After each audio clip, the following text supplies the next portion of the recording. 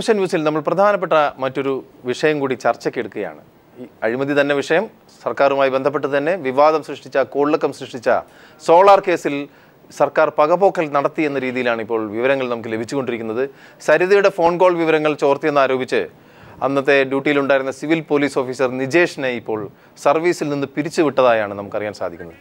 സരിതയുടെ phone call വിവരങ്ങൾ people ടിവിക്ക് ചോർത്തി നൽകിയെന്നാണ് ഈ ഉദ്യോഗസ്ഥനെതിരായിട്ടുള്ള ആരോപണം. ഒരുപക്ഷെ ഇത്തരം ഒരു നടപടി സംസ്ഥാന ചരിത്രത്തിൽ തന്നെ ആദ്യമാണെന്നാണ് അറിയാൻ സാധിക്കുന്നത്. അതിൻ്റെ വിവരങ്ങളുമായി ഇപ്പോൾ പി വി കുട്ടൻ കോഴിക്കോട്ട് നിന്ന് ചേരുന്നു. കുട്ടൻ, എന്താണ് ലഭിച്ചിരിക്കുന്ന വിവരങ്ങൾ? പ്രദീപ്, 2013 ജൂൺ മാസം 11-ാം തീയതിയാണ് കേരള രാഷ്ട്രീയത്തെ പിടിച്ചുലുക്കിയ, ഇന്നും കേരള രാഷ്ട്രീയത്തിൽ അലയൊലികൾ ഉണ്ടായിക്കൊണ്ടിരിക്കുന്ന സോളാർ തട്ടിപ്പ് കേസ് പീപ്പിൾ ടിവി പുറത്തുവിടുന്നത്. ഈ വാർത്ത പുറത്തു വന്നതിന്റെ തൊട്ടടുത്ത ദിവസം തന്നെ സരിതയുടെ ഫോൺ കോൾ വിശദാംശങ്ങൾ, അതായത് മുഖ്യമന്ത്രി ഉമ്മൻചാണ്ടി, അതുപോലെ തന്നെ ഉമ്മൻചാണ്ടിയുടെ ഏറ്റവും അടുപ്പക്കാരായ ജിക്കുമോൻ, ജോപ്പൻ ഉൾപ്പെടെയുള്ള പേഴ്സണൽ സ്റ്റാഫ് അംഗങ്ങൾ, അതുപോലെ തന്നെ മുഖ്യമന്ത്രിയുടെ വളരെ പ്രധാനപ്പെട്ട സുഹൃത്തുക്കൾ, ഭരണതലത്തിലെ മറ്റു പ്രധാനപ്പെട്ട ഉദ്യോഗസ്ഥർ, ദില്ലിയിലെ കുരുവിള ഉൾപ്പെടെയുള്ള ആൾക്കാരുമായി സരിത സോളാർ തട്ടിപ്പ് കേസിലെ, കേരളം സമീപകാലത്ത് കണ്ട ഏറ്റവും വലിയ തട്ടിപ്പ് കേസായ സോളാർ തട്ടിപ്പ് കേസിലെ പ്രതി സരിത നിരന്തരം ബന്ധപ്പെട്ടു എന്നതിന്റെ ഫോൺ കോൾ വിശദാംശങ്ങളാണ് 2013 ജൂൺ മാസം 11-ാം തീയതി പീപ്പിൾ ടിവി പുറത്തുവിട്ടത്. ആ വാർത്തയുടെ വിവാദങ്ങൾ ഇപ്പോഴും കേരള രാഷ്ട്രീയത്തിൽ കെട്ടടങ്ങിയിട്ടില്ല. വാർത്ത വന്ന് 2 ദിവസങ്ങൾക്കുള്ളിൽ തന്നെ ഞങ്ങളുമായി ബന്ധപ്പെട്ടു എന്ന കാരണം ചുമത്തിക്കൊണ്ട്, ഞങ്ങളുമായി ഫോണിൽ സംസാരിച്ചു എന്ന കാരണം ചുമത്തി, ഒരു കുറ്റം ചുമത്തിക്കൊണ്ട് സിവിൽ പോലീസ് ഓഫീസർ, കണ്ണൂരിലെ തലശ്ശേരി പോലീസ് സ്റ്റേഷനിലെ സിവിൽ പോലീസ് ഓഫീസറായ നിജേഷിനെ അന്ന് തന്നെ ഡിപ്പാർട്ട്മെന്റിൽ നിന്നും തൃശ്ശൂരിലെ പാവറട്ടി പോലീസ് സ്റ്റേഷനിലേക്ക് സ്ഥലം മാറ്റിയിരുന്നു. നിജേഷിനെ ടാർഗറ്റ് ചെയ്തുകൊണ്ട് അന്ന് തന്നെ ഭരണതലത്തിലും ആഭ്യന്തര വകുപ്പിലും പോലീസ് സംവിധാനത്തിലും വലിയ അന്വേഷണങ്ങൾ നടന്നു വരികയായിരുന്നു. കണ്ണൂർ ജില്ലയിലെ പോലീസ് സേനയിൽ ഏറ്റവും മികച്ച ഉദ്യോഗസ്ഥനായാണ് നിജേഷ് അറിയപ്പെടുന്നത്. സംസ്ഥാനത്തിനകത്തെ പല കവർച്ചാ കേസുകളടക്കം തെളിയിക്കുന്നതിൽ നിർണായക പങ്ക് വഹിച്ച അന്വേഷണ സംഘത്തിലെ ഉദ്യോഗസ്ഥൻ കൂടിയാണ് നിജേഷ്. തലശ്ശേരി പോലീസ് സ്റ്റേഷനിലെ അന്ന് SI ആയി ഉണ്ടായിരുന്ന ബിജു ജോൺ ലൂക്കോസിന്റെ നേതൃത്വത്തിൽ നിജേഷ് ഉൾപ്പെടുന്ന സംഘമായിരുന്നു ആദ്യഘട്ടത്തിൽ സോളാർ കേസ് അന്വേഷിച്ചിരുന്നത്. ആ ഘട്ടത്തിൽ ഈ വിവരങ്ങൾ സരിതയുടെ ഒന്ന് ഇടപെട്ട് ചോദിച്ചോട്ടെ, അതായത് ഈ നിജേഷിനെ പിരിച്ചുവിടാൻ അല്ലെങ്കിൽ ടെർമിനേറ്റ് ചെയ്യാനുള്ള ഉത്തരവിൽ കാരണം എന്തെങ്കിലും കാണിച്ചിട്ടുണ്ടോ, അല്ലെങ്കിൽ വിത്തൗട്ട് എനി റീസൺ അങ്ങനെയാണോ? എന്തെങ്കിലും കാരണങ്ങൾ, ഒരാളെ സർവീസിൽ നിന്ന് ടെർമിനേറ്റ് ചെയ്യണമെങ്കിൽ സർവീസ് റൂളുകളില്ലേ ശ്രീ ജോർജ് ജോസഫ്? ഒരു പക്ഷേ കുട്ടൻ ഒരു നിമിഷം തുടരുക. Shri George Joseph, retired police superintendent നമ്മളോടൊപ്പം ഉണ്ട്. ഇതിൻ്റെ ഒരു നിയമവശം എത്രമാത്രം ഇപ്പോൾ ഇത് പിരിച്ചുവിടാനായിട്ട് അത് കൊടുത്തു എന്ന്, ഇത് പ്രസ്സിനോ മറ്റവർക്കോ ഒഫീഷ്യൽ സീക്രട്ട് ആക്ട് അനുസരിച്ച് വരാം, അതുപോലെ തന്നെ സർവീസ് റൂൾസ് അനുസരിച്ച് വരാം. അപ്പോൾ അങ്ങനെ ഒരു പോലീസ് ഉദ്യോഗസ്ഥൻ കൊടുത്തു എന്നുണ്ടെങ്കിൽ തീർച്ചയായിട്ടും അയാളെ ടെർമിനേറ്റ് ചെയ്യാനുള്ള ഗ്രൗണ്ടുണ്ട്, ടെർമിനേറ്റ് ചെയ്യാം. പക്ഷേ ഇതിനകത്ത് അങ്ങേർക്ക് കൊടുത്ത മെമ്മോ ഓഫ് ചാർജ് നേരത്തെ കൊടുക്കണം, അതിന് സമാധാനം വാങ്ങിക്കണം. ഒരു സുപ്രഭാതത്തിൽ അങ്ങ് പിരിച്ചുവിടാൻ പറ്റില്ല. അദ്ദേഹത്തിന് ഷോക്കോസ് നോട്ടീസ് കൊടുക്കണം, അതിന് സമാധാനം കേൾക്കണം. അത് തൃപ്തികരമല്ലെങ്കിൽ അവർക്ക് വീണ്ടും ഷോക്കോസ് നോട്ടീസ് കൊടുത്തിട്ട് ടെർമിനേറ്റ് ചെയ്യാം. അത് അങ്ങനെയാണോ നടപടി സ്വീകരിച്ചിരിക്കുക? അങ്ങനെ ആയിരിക്കണം സ്വീകരിച്ചത്. കാരണം എത്ര നാളും സൈലൻ്റ് ആയിരുന്നു ആ ഭാഗം. അതുകൊണ്ട് സരിത കേസിനകത്ത് ഇദ്ദേഹം കൊടുത്തുവെന്ന് എങ്ങനെയായാലും അതിൻ്റെ ഡീറ്റെയിൽസ് ഇയാൾ എടുത്തുവെന്നും അത് കൊടുത്തുവെന്നും ഉണ്ടെങ്കിൽ തീർച്ചയായിട്ടും മിസ്കോണ്ടാക്ട് അനുസരിച്ച്, അതായത് ഇപ്പോൾ ശ്രീ കുട്ടൻ റിപ്പോർട്ട് ചെയ്തതനുസരിച്ചാണെങ്കിൽ ടെലിഫോൺ സംഭാഷണങ്ങൾ ചോർത്തുന്ന ഒരു പോലീസ് ഓഫീസർക്ക് അല്ല, മറ്റു പല സോഴ്സുകളുണ്ട് മാധ്യമങ്ങൾക്ക്. ഒരു സിവിൽ പോലീസ് ഓഫീസറിൽ നിന്ന് മാത്രം ലഭിക്കണമെന്നില്ല. മാത്രമല്ല ഈ വിവരങ്ങൾ, അതായത് ഈ വിവരങ്ങൾ മാധ്യമങ്ങളിലൂടെ പുറത്തു വന്നുകൊണ്ടാണ് കേരളത്തിൽ കോളിളക്കം സൃഷ്ടിച്ച സോളാർ കേസ് പുറത്തു വന്നത്. സരിത എസ് നായരെ നമുക്ക് ന്യായീകരിച്ച് സംസാരിക്കേണ്ട കാര്യമില്ല. ആ ഒരു സാഹചര്യത്തിൽ ഒരു പോലീസ് ഓഫീസർ ഇതിൽ ഇരയായി പോകുന്നു, അല്ലെങ്കിൽ ബലിയാടാവുന്നു എന്നുള്ളത് വിഷമകരമായ വാർത്ത തന്നെയല്ലേ? അതിനെനിക്ക് അത്രയും, കാരണം അദ്ദേഹത്തിന് കൊടുത്ത മെമ്മോ ഓഫ് ചാർജ് കണ്ടിട്ടില്ല. കുട്ടൻ വിശദീകരിക്കും. കുട്ടൻ, എന്താണ് നിജേഷിനെ പിരിച്ചുവിടാനുള്ള കാരണമായി ഈ പറഞ്ഞിരിക്കുന്നത്? അതേക്കുറിച്ച് അറിവുണ്ടോ കുട്ടൻ? പ്രദീപ്, തീർച്ചയായും ആദ്യഘട്ടം മുതൽ തന്നെ ഈ വാർത്ത ഏത് രീതിയിലാണ് മുന്നോട്ട് പോകുന്നത് നമുക്ക് അറിയാം. അതുകൊണ്ട് തന്നെ ഈ വാർത്തയുമായി ബന്ധപ്പെട്ട മുഴുവൻ വിശദാംശങ്ങളും, ഇതിന്റെ നടപടിയുമായി ബന്ധപ്പെട്ട മുഴുവൻ വിശദാംശങ്ങളെ കുറിച്ച് നമ്മൾ പഠിച്ചിട്ടുമുണ്ട്.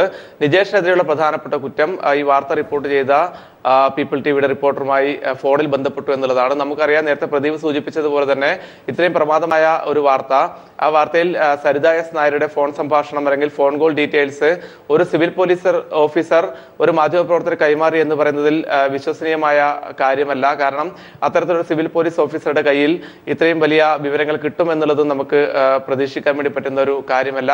പക്ഷെ ഇത് കൃത്യമായി നിജേഷിനെ ടാർഗറ്റ് ചെയ്തുകൊണ്ടുള്ള പ്രവർത്തനങ്ങൾ കഴിഞ്ഞ കുറെ നാളുകളായി കണ്ണൂരിലെ പോലീസ് സേനക്കുള്ളിൽ നടക്കുന്നുണ്ട് എന്നുള്ള വിവരങ്ങൾ സത്യമാണ്.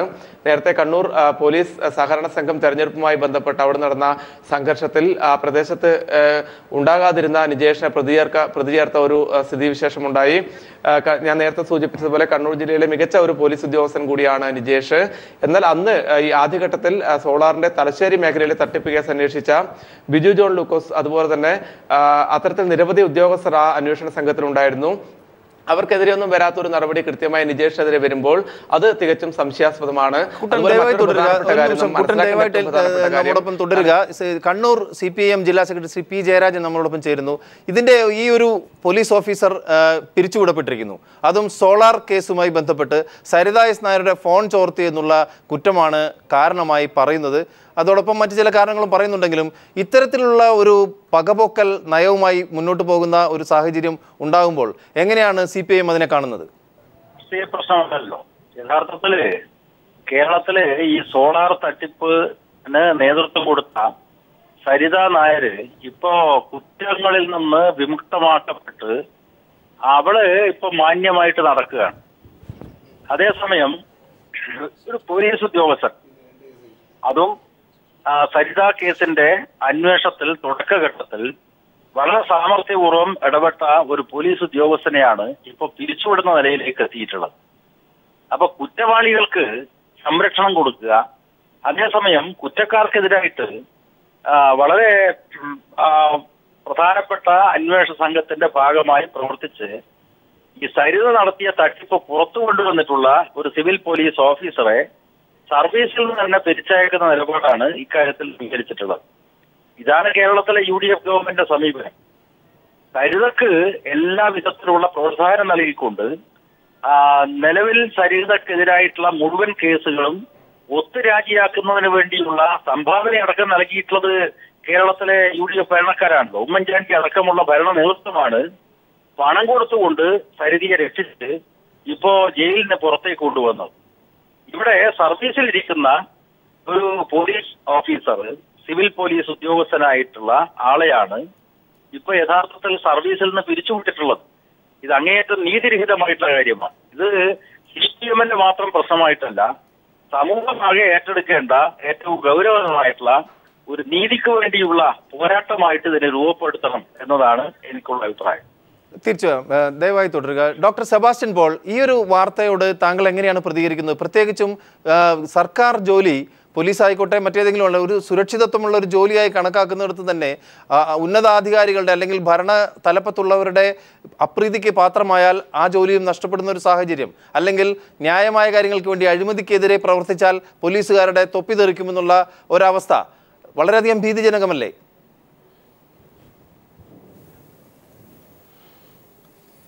അത് പോലീസ് ഉൾപ്പെടെ സിവിൽ സർവീസിൽ പ്രവർത്തിക്കുന്നവർ, അവർക്ക് ചില പെരുമാറ്റച്ചട്ടങ്ങളുണ്ട്, ചില സർവീസ് ചട്ടങ്ങളുണ്ട്. അവയുടെ ലംഘനമുണ്ടായാൽ അതിന് പ്രത്യാഘാതമുണ്ടാകും.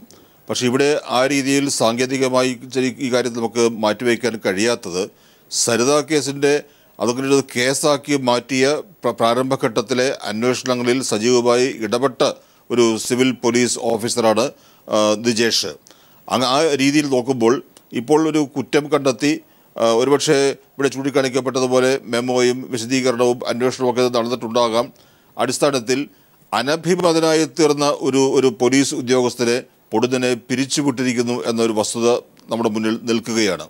നമുക്കറിയാമല്ലോ സലീം രാജിൻ്റെ ടെലിഫോൺ രേഖകൾ ഹൈക്കോടതിയാണ് ആവശ്യപ്പെട്ടത്. അന്ന് എത്ര തിടുക്കത്തിലാണ്, നടപടിക്രമങ്ങളൊന്നും പാലിക്കാതെ തൻ്റെ സ്വാധീനം പ്രയോഗിച്ചുകൊണ്ട് അഡ്വക്കേറ്റ് ജനറൽ അപ്പീൽ നൽകുകയും സ്റ്റേ വാങ്ങുകയും ചെയ്തത്. സലീം രാജിൻ്റെ ടെലിഫോൺ വിവരങ്ങൾ സംരക്ഷിക്കുന്നതിന് സർക്കാരിന് എന്ത് ബാധ്യത എന്ന ചോദ്യം അന്നുണ്ടായിരുന്നു. അതുപോലെ തന്നെയാണ് ഇപ്പോൾ ഇവിടെ സരിതയുടെ ടെലിഫോൺ വിവരങ്ങൾ ചോർത്തി എന്നാണല്ലോ ഇപ്പോൾ വന്നിരിക്കുന്ന ആരോപണം. അത് ചോർത്തിയിട്ടുണ്ടോ, അത് മാധ്യമങ്ങൾക്ക് മറ്റു രീതിയിൽ കിട്ടിയതാണോ, അതൊക്കെ ചർച്ച ചെയ്യേണ്ട വിഷയങ്ങളാണ്. പക്ഷേ ഈ രീതിയിൽ ഒരു കേസ് അന്വേഷണവുമായി ബന്ധപ്പെട്ട് ഒരു സത്യസന്ധനായ പോലീസ് ഓഫീസറെ പൊടുന്നനെ പിരിച്ചുവിടുന്ന നടപടി അത് അങ്ങേയറ്റം ഒരു പ്രതികാരപരമായ നടപടിയിലേക്ക് അസ്വീകാര്യമായി തീരുന്നുണ്ട്. തിരിച്ചു വരാം. ശ്രീ BRM ഷഫീർ, താങ്കൾക്ക് എന്തെങ്കിലും അഭിപ്രായം പറയാനുണ്ടാവുമെന്നറിയാം. പക്ഷേ ഇതൊരു അന്യായങ്ങൾ കാണുമ്പോൾ അതിനോട് പ്രതികരിക്കേണ്ട ഒരവസ്ഥ ഏത് രാഷ്ട്രീയ പാർട്ടിയുടെ ആളുകളാണെങ്കിലും, പ്രത്യേകിച്ച് കോൺഗ്രസിൻ്റെ യുവ പ്രാതിനിധ്യം എന്നുള്ള രീതിയിൽ താങ്കളുടെ ഒരു ആദ്യ പ്രതികരണം അറിയാൻ പൊതുസമൂഹത്തിന് താല്പര്യമുണ്ട്. ഇവിടെ ഇപ്പോൾ ഞാൻ മനസ്സിലാക്കുന്നത് നമ്മുടെ ഈ നിജേഷ് എന്ന് പറയുന്ന പോലീസുകാരൻ്റെ ഒരു മുൻകാല കാര്യം കൂടി ഒന്ന് പറയാം. കണ്ണൂർ ജില്ലയിലെ തലശ്ശേരിയിൽ ഇതേ സഖാവ് P. ജയരാജനുമായി വളരെ അടുപ്പത്തിൽ DYFI പ്രവർത്തനം നടത്തി വരവേ പോലീസിൽ ജോലി കിട്ടിയ ആളാണ് ശ്രീ നിജേഷ്. ഏറ്റവും അവസാനം തലശ്ശേരി വളരെ അതോറിറ്റേറ്റീവായിട്ടാണോ പറയുന്നത്? അത് തന്നെയാണ് പറയുന്നത്. അല്ലെങ്കിൽ അന്വേഷിച്ചു, കുഴപ്പമില്ല, അല്ലെങ്കിൽ അന്വേഷിക്കൂ. P. ജയരാജനോട് ഇരിപ്പുണ്ടല്ലോ. അങ്ങനെയാണോ കേരള പോലീസിലെ ശ്രീ ജോർജ് ജോസഫ്, കേരള പോലീസിലെ ഉദ്യോഗസ്ഥരൊക്കെ അങ്ങനെ ഏതെങ്കിലും രാഷ്ട്രീയ നേതാക്കളുടെ ഒപ്പം പാർട്ടിയിൽ പ്രവർത്തിച്ചവരാണോ ഉള്ളത്? പോലീസ് സേന അങ്ങനെയാണോ? PSCയിൽ ജോലി കിട്ടുന്നതിന് മുമ്പ് എന്ന് ഞാൻ ആധികാരികമായി പറഞ്ഞു. 2, പോലീസിൽ ജോലി കിട്ടിയതിന് ശേഷം തലശ്ശേരിയിൽ നടന്ന പോലീസ് സഹകരണ സംഘവുമായി ബന്ധപ്പെട്ട കേസിൽ പ്രതി ചേർക്കപ്പെട്ടിട്ടുണ്ടെന്ന് വാർത്താലേഖൻ ഇപ്പോൾ പറയുകയും ചെയ്തു. ഇവിടുത്തെ വിഷയം ഇദ്ദേഹത്തിന് അന്വേഷണ ചുമതലയുമായി ബന്ധപ്പെട്ട അന്വേഷണ ഉദ്യോഗസ്ഥൻ്റെ സഹായിയായി കൂടിയിട്ടുള്ള ഈ പോലീസുകാരൻ അന്വേഷണത്തിൻ്റെ ഇൻവെസ്റ്റിഗേഷൻ ഓഫീസർ അറിയാതെ ഇതിൻ്റെ ഡീറ്റെയിൽസുകൾ എടുത്ത് ഒരു പ്രൈവറ്റ് ചാനലിന് കൊടുക്കുമ്പോൾ അത് ക്ലിയർലി എ മിസ്കോണ്ടക്ട്. മാത്രമല്ല സർവീസ് റൂൾ. ഇവിടെ ജോർജ് ജോസഫ് ഇരിപ്പുണ്ടല്ലോ. ഇവിടെ ഒരു പോലീസ് ഉദ്യോഗസ്ഥൻ അദ്ദേഹത്തിന്റെ പിന്നെ ഇൻവെസ്റ്റിഗേഷൻ ഓഫീസർ സീനിയർ കളക്ട് ചെയ്ത് വെച്ചിരിക്കുന്ന ആധികാരികമായ രേഖ കാര്യം വളരെ പ്രധാനപ്പെട്ടാണ്. സോളാർ കേസുമായി ബന്ധപ്പെട്ട് കോൺഗ്രസ് പാർട്ടി അല്ലെങ്കിൽ ഏത് കേസിലായിരുന്നു ഇടതുപക്ഷം. ഇപ്പോൾ P. ജയരാജന്റെ ആള് തന്നെയാണ് ഈ കേസിലെ പ്രധാനപ്പെട്ട വിവരങ്ങൾ ചോർത്തി നൽകിയെന്ന് താങ്കൾ സമ്മതിക്കുകയെങ്കിലും ചെയ്തല്ലോ. ആധികാരികമായി പറയുന്നു. സഖാവ് P. ജയരാജനുമായി വളരെ അടുപ്പമുള്ള ഈ പോലീസ് ജോലിക്ക് മുമ്പ് DYFIയുടെ SFIയുടെ ഏരിയ തലത്തിൽ പ്രവർത്തിച്ച സഖാവ് നിജേഷ് ഒരു പ്രതികരണം ലഭ്യമാകുമെന്ന് പ്രതീക്ഷിക്കുന്നു. ശ്രീ P. ജയരാജൻ, അതായത് ഈ സിവിൽ പോലീസ് ഓഫീസർ ഞാനുമായിട്ട് നേരത്തെ പരിചയമുള്ള ആളല്ല എന്ന് മാത്രമല്ല അദ്ദേഹം ഒരു കോൺഗ്രസ് കുടുംബത്തിൽപ്പെട്ട ഒരു യുവാവാണ് എന്നാണ് ഞാൻ മനസ്സിലാക്കുന്നത്. കോൺഗ്രസ് കുടുംബമല്ല, കോൺഗ്രസ് കുടുംബത്തിൽപ്പെട്ട ഒരു യുവാവായിട്ടുള്ള സിവിൽ പോലീസ് ഓഫീസറെ നടപടിയെടുത്തത് എന്തിനു വേണ്ടി എന്നതാണ് പ്രശ്നം. അവർക്ക് രാഷ്ട്രീയമായിട്ടുള്ള ആഭിമുഖ്യമുണ്ടോ, ഏതെങ്കിലും രാഷ്ട്രീയ പാർട്ടിക്ക് വോട്ട് ചെയ്യുമോ എന്നത് വേറൊരു പ്രശ്നമാണ്. ഇവിടെ ചന്ദ്രശേഖരൻ കേസ് അന്വേഷിച്ചിട്ടുള്ള പോലീസ് DYSP ജോസി ചെറിയാൻ എത്ര മാധ്യമങ്ങൾ പ്രതിനിധികളിലേക്കാണ് അദ്ദേഹം ഫോൺ ചെയ്യുന്നത്? കൃത്യമായിട്ട് ദേശാഭിമാനി പത്രം പുറത്തു കൊണ്ടുവന്നല്ലോ. 100 കണക്കിന് തവണ കേരളത്തിലെ പ്രധാനപ്പെട്ട മാധ്യമ പ്രതിനിധികൾക്ക് ഫോൺ ചെയ്തുകൊണ്ട് അന്വേഷണ വിവരം കൃത്യമായിട്ട് ഇന്നതാണ് എന്ന് CPM വിരുദ്ധമായിട്ടുള്ള നിലയിൽ വാർത്ത ചോർത്തി കൊടുത്ത ആ DYSP ഇപ്പോഴും ഈ ചെന്നിത്തലയുടെ പോലീസ് സംവിധാനത്തിലുണ്ടല്ലോ. ഒരു സാധാരണ പോലീസുകാരനാണ് ഇപ്പോ നടപടിക്ക് വിധേയമായി പുറന്തള്ളപ്പെട്ടിട്ടുള്ളത്. ഇതിലെ പൊരുത്തക്കേടാണ് പൊതുസമൂഹം ചർച്ച ചെയ്യേണ്ടത്. തീർച്ചയായും ഇവിടെ സരിത കേസ് വളരെ പ്രധാനപ്പെട്ട ഒരു കേസായിട്ട് രാജ്യമാകെ ചർച്ച ചെയ്യപ്പെട്ട ഒരു കേസാണല്ലോ. ആ കേസിലെ ഒരു പോലീസ് ഓഫീസറുടെ ഫോണിൽ നിന്ന് ഏതെങ്കിലും ഒരു മാധ്യമ പ്രതിനിധിയുടെ ഫോണിലേക്ക് ഒരു കോള് പോയിട്ടുണ്ടെങ്കിൽ ഇവിടെ 100 കണക്കിന് കോളുകൾ നൽകിയിട്ടുള്ള DYSP ജോസി ചെറിയാന്റെ നിരവധി കോളുകൾ മാധ്യമ പ്രതിനിധികളുടെ ഫോണിലേക്ക് പോയല്ലോ. എത്ര തവണ അദ്ദേഹത്തെ സർവീസിൽ നിന്ന് പിരിച്ചയക്കണം? ഈ ചോദ്യമാണ് കേരളത്തിലെ സമൂഹം ഉയർത്തേണ്ടത്. തിരിച്ചു വരാം. ഒരു ഇടവേളയുണ്ട്. ഒരുപക്ഷെ എഡ്വേർഡ് സ്നോഡനുമായിട്ടൊക്കെ ഈ പോലീസ് ഓഫീസറെ നമുക്ക് താരതമ്യം ചെയ്യേണ്ടി വരുമല്ലേ ശ്രീ ജോർജ് ജോസഫ്? ഒരു നാടിൻ്റെ നന്മയ്ക്ക് വേണ്ടി അല്ലെങ്കിൽ ചാരക്കേസ് പുറത്തു കൊണ്ടുവരാൻ വേണ്ടി ചിലപ്പോൾ ചില ഫോൺ കോൾ ചിലപ്പോൾ ചോർത്തി കൊടുക്കേണ്ടി വരും, വേണ്ടേ? അതിനോട് ന്യായീകരിക്കാൻ പറ്റില്ല. കാരണം പോലീസ് സർവീസ് റൂൾ അനുസരിച്ച് രാജ്യനന്മയ്ക്ക് വേണ്ടിയല്ലേ? അല്ലല്ല, അത് വലിയൊരു അഴിമതിയല്ലേ? ഇല്ല, അത് പോലീസിന്റെ ഡിസിപ്ലിൻ അനുസരിച്ച് അത് ചോർത്താൻ പാടില്ല, അത് ഒരിക്കലും കൊടുക്കാൻ പാടില്ല. അന്വേഷണത്തിന്റെ ഏത് ഘട്ടത്തിലുള്ള സംഗതിയാണെങ്കിലും അത് ചാനലിനോ പത്രത്തിനോ ലീക്ക് ചെയ്യുന്ന ഒരിക്കലും നല്ലതല്ല, അങ്ങനെ ചെയ്യാനും പാടില്ല. അത് നമുക്കറിയാവുന്ന ഒരു കാര്യമാണ് ശ്രീ ജോർജ് ജോസഫ്. ഇപ്പോൾ താങ്കൾ പറഞ്ഞ ഈ ഒഫീഷ്യൽ സീക്രട്സ് ആക്ട് എല്ലാം അതെല്ലാം ഭേദഗതി ചെയ്തു, വളരെ സുതാര്യമാണ്. ഇപ്പോൾ വിവരാവകാശം വന്നതുകൂടി ഒഫീഷ്യൽ സീക്രട്ട് ആക്ട് തന്നെ ഈ പോലീസിന്റെ വെറുതെ ചട്ടക്കൂടിനകത്തുണ്ട് എന്ന് പറയുന്നതിനപ്പുറത്ത് നമുക്ക് എന്ത് ഡീറ്റെയിൽസ് വേണമെങ്കിലും പോലീസിൽ നമുക്ക് വിവരാവകാശപ്രകാരം ലഭിക്കുമല്ലോ. പിന്നെ എന്ത് രഹസ്യം? സോളാർ കേസിൽ സർക്കാരിന്റെ പകപോക്കൽ നടപടിയായി തന്നെയാണ് പോലീസ് ഓഫീസറായിട്ടുള്ള നിജേഷിനെ പിരിച്ചുവിട്ടത് വഴി ഉണ്ടായിട്ടുള്ളതെന്നുള്ള പൊതു അഭിപ്രായം തന്നെയാണ് ഉണ്ടായിരിക്കുന്നത്. കൈരളി പീപ്പിൾ TV ഈ വാർത്ത ഇപ്പോൾ ബ്രേക്ക് ചെയ്യുമ്പോൾ നമുക്കറിയാം ഈ വിഷയം സോളാർ അഴിമതി ആരോപണവുമായി ബന്ധപ്പെട്ടുള്ള വിവാദങ്ങൾ ആദ്യം പുറത്തുവിട്ടത് പീപ്പിൾ TV തന്നെയായിരുന്നു. അത് വൻ കോളിളക്കം സൃഷ്ടിച്ചു. ഒരുപാട് പേർ ഇതുമായി ബന്ധപ്പെട്ട് ഇപ്പോഴും പ്രതിക്കൂട്ടിലാണ്. സരിത എസ് നായർ ജാമ്യമെടുത്ത് നടക്കുകയാണ്. ഇപ്പോഴും കോടതിയിൽ വരെ അവരോടൊപ്പം തട്ടിപ്പിൽ പങ്കെടുത്ത ആൾ ഇപ്പോൾ ജയിലിലാണ്. നമുക്കറിയാം, മുഖ്യമന്ത്രിയുടെ തന്നെ പ്രൈവറ്റ് പേഴ്സണൽ സ്റ്റാഫുകൾ, ഗൺമാൻ ഉൾപ്പെടെയുള്ളവർ പുറത്തു പോകേണ്ട സാഹചര്യം വന്നു. ഒരിക്കലും കോൺഗ്രസ് പാർട്ടിക്ക് ഇതിനെ ന്യായീകരിച്ചുകൊണ്ട് നിൽക്കാൻ പറ്റാത്ത ഒരു സാഹചര്യം നിലനിൽക്കുമ്പോൾ തന്നെയാണ് ഇപ്പോൾ ഇങ്ങനൊരു വാർത്ത കൂടി നമ്മൾ പുറത്തുവിട്ടിരിക്കുന്നത്. ഈ വാർത്തയോട് പ്രതികരിച്ചുകൊണ്ട് ഒരുപക്ഷെ അഡ്വക്കേറ്റ് പത്മകുമാർ, BJP നേതാവ്, താങ്കൾക്ക് കൂടി ഒരു പ്രതികരണം നൽകാൻ സാധിക്കുമെന്ന് കരുതുന്നു. പ്രത്യേകിച്ചും സോളാർ കേസിൽ BJPയുടെ ഏറ്റവും വലിയ വാദം സോളാർ സമരം ഇടതുപക്ഷവും കോൺഗ്രസും എല്ലാം ഒരു ഒത്തുതീർപ്പ് സമരമായിരുന്നു, അല്ലെങ്കിൽ ഒരു അഡ്ജസ്റ്റ്മെൻറ്റ് സമരമായിരുന്നു എന്നൊക്കെ ഏറ്റവും അധികം വാദിക്കുന്ന ഒരു പാർട്ടിയാണ് താങ്കളുടെ പാർട്ടി. ആ പാർട്ടി ഇപ്പോൾ കോൺഗ്രസിൻ്റെ നേതാവ് തന്നെ പറയുന്നത് അത് CPMൻ്റെ ഒരു നോമിനിയാണ് ഈ പോലീസുകാരനെന്ന്. ആ പോലീസുകാരനാണ് ഈ അഴിമതിയുമായി ബന്ധപ്പെട്ട എല്ലാ വാർത്തകളും പുറത്തുവിട്ടതെന്ന്. ഒരിക്കലും നമുക്കറിയാമല്ലോ, നമ്മളെല്ലാവരും ഈ സമൂഹത്തിൻ്റെ ഭാഗമാണല്ലോ. ഒരു ഫോൺ ഡീറ്റെയിൽ കിട്ടാൻ വേണ്ടി ഒരു പോലീസുകാരൻ്റെ സഹായം ഏതെങ്കിലും മാധ്യമങ്ങൾക്ക് ആവശ്യമുണ്ടെന്ന് താങ്കൾ കരുതുന്നുണ്ടോ?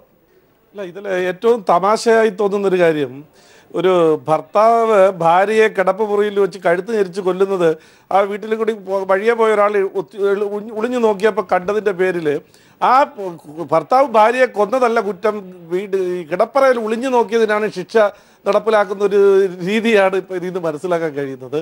യഥാർത്ഥത്തിൽ നമുക്കറിയാം, ഈ ഒരു ഉദ്യോഗസ്ഥൻ്റെ അല്ലെങ്കിൽ ഏതെങ്കിലും ഒരു വ്യക്തിയുടെ ടെലിഫോൺ ചോർത്തിയിട്ടുണ്ടെങ്കിൽ അതിന് വളരെ കുറ്റകരമായ ഒരു കാര്യമാണ് പോലീസിൻ്റെ ഭാഗത്ത് ഉണ്ടായിട്ടുള്ളത്. നിങ്ങൾക്ക് പ്രദീപിന് ഓർമ്മയുണ്ടാവും, മുമ്പ് അഭയ കേസ് വിചാരണ നടക്കുന്ന സമയത്ത് സ്റ്റെഫിയും അതുപോലെ ഫാദർ കോട്ടൂരിനൊക്കെ ജാമ്യം കൊടുക്കുന്നതുമായി ബന്ധപ്പെട്ട് അന്ന് ജസ്റ്റിസ് ഹേമയോട് KT തോമസ് സംസാരിച്ചു എന്ന് അറിഞ്ഞോ അറിയാതെയോ CBIയുടെ ഒരു ന്യൂസ് പുറത്തു വന്നു. എന്താണ് ആക്ഷൻ ഉണ്ടായത്? ഉടൻ തന്നെ CBI അങ്ങനെ ഒരു സംഭവമേ ഇല്ല എന്ന് പറഞ്ഞുകൊണ്ട്, ഞങ്ങളാരും ചോർത്തിയിട്ടില്ല എന്ന് പറഞ്ഞുകൊണ്ട് ഓടി രക്ഷപ്പെടുകയാണ് ചെയ്തത്. അപ്പോൾ നിലവിലെ ഇന്ത്യയിലെ നിയമം അനുസരിച്ച് ഒരാളെ, ഒരു വ്യക്തിയുടെ ആയാലും ഉദ്യോഗസ്ഥൻ്റെ ആയാലും ഫോൺ ചോർത്തണമെങ്കിൽ അതിന് നിയമപരമായി നടപടികളുണ്ട്. ആ നടപടികളെ ഗവൺമെന്റിന് ലംഘിക്കാൻ പാടില്ല. അത് നിരവധി തവണ സുപ്രീം കോടതി പറഞ്ഞിട്ടുള്ളതാണ്. ഇത്തരത്തിലൊരു വലിയ നിയമലംഘനമാണ് നടത്തിയിട്ടുള്ളത്. പിന്നെ മാത്രമല്ല, ഇങ്ങനെ ഫോൺ വിളിച്ചോന്നോ അല്ലെങ്കിൽ സരിതയുടെ ഫോൺ ഡീറ്റെയിൽസ് പുറത്തു വന്നാൽ വളരെ വിഷമമുണ്ടാക്കുന്നത് ആർക്കാണെന്നുള്ള കാര്യം എല്ലാവർക്കും വളരെ നന്നായിട്ട് അറിയാം. നമുക്കറിയാം, അന്ന് കൈരളി ന്യൂസ് തന്നെയാണ് പുറത്തുവിട്ടതെന്ന് ഞാൻ ഓർക്കുന്നു. അന്ന് ഈ മുഖ്യമന്ത്രിയുടെ പേഴ്സണൽ സ്റ്റാഫിലുള്ള ഒരാൾ സ്വന്തം ഭാര്യയെ ഒരു മാസം വിളിച്ചിട്ടുള്ളത് 29 പ്രാവശ്യം, 30 പ്രാവശ്യം പോലും വിളിച്ചിട്ടില്ല. അപ്പോൾ സരിതയെ വിളിച്ചിട്ടുള്ളത് 1140 1150 പ്രാവശ്യമാണ് മുഖ്യമന്ത്രിയുടെ ഓഫീസിലെ ഫോണിൽ നിന്ന് വിളിച്ചിട്ടുള്ളത്. അപ്പോൾ ഇങ്ങനെയുള്ള കാര്യങ്ങൾ പുറത്തു വന്നാൽ അത് ആർക്കാണ് ദോഷമെന്നുള്ള കാര്യം മനസ്സിലാക്കിക്കൊണ്ട് ഇത്തരത്തിൽ ഈ സത്യസന്ധമായി അന്വേഷണം നടത്തുന്ന ഉദ്യോഗസ്ഥന്മാരെ, അതിൽ മേലിൽ അത്തരത്തിലുള്ള അന്വേഷണം ഗവൺമെന്റിനെതിരായിട്ടുള്ള കാര്യങ്ങൾ പുറത്തു കൊണ്ടുവരുന്നത് എന്നുള്ളൊരു ഉദ്ദേശം കൂടി, ഒരു താക്കീത് കൂടിയാണ് ഇപ്പോൾ ഈ ഉദ്യോഗസ്ഥന്റെ പേരിൽ എടുത്തിട്ടുള്ള നടപടി. തികച്ചും പൗരാവകാശ ലംഘനമാണ്, നിയമലംഘനമാണെന്ന് പറയാൻ ഞാൻ ആഗ്രഹിക്കുകയാണ്.